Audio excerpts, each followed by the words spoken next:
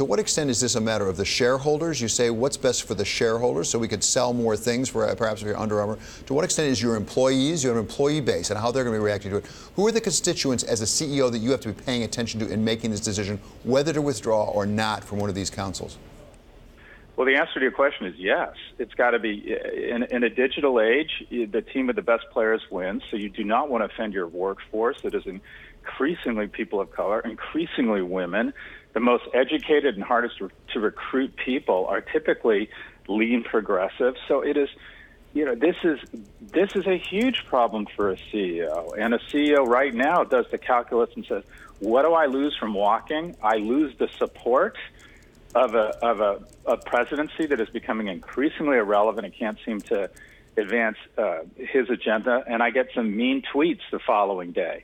And that is a small price to pay for sending a clear signal to your customer base and your employees that we will not in any way be associated with an individual or an organization that doesn't immediately condemn the type of violence we saw in Charlottesville. The calculus here is a no-brainer. You walk. But Scott, we haven't seen like Boeing and Dow Chemical and Johnson & Johnson walk. Why is that? Because it's been 48 hours. I think you're going to see some of them are just going to hope to just remain silent, and just slowly but surely you're going to find that a lot of these individuals are going to decide that at this time it doesn't make sense for them to serve on the council, or you're going to see the council just disbanded because it largely was put together for photo ops. As again, you previously reported, it's had little meaning in terms of what it was actually assembled for. But slowly but surely, you're going to start to see this thing implode. Now, some won't make political statements, some won't even issue press releases, but this council is effectively moot.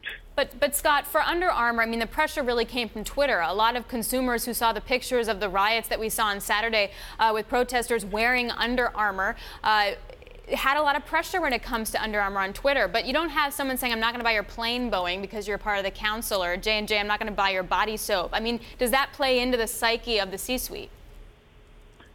But you might have a mobile app developer or an engineering student coming out of Carnegie Mellon saying, I don't want to work for an organization that in any way supports or doesn't condemn this type of behavior. So this is, I mean, there are very few things that rally 98, 99% of Americans around an issue, and one of them is the condemnation of white supremacy and this sort of blatant racism and violence.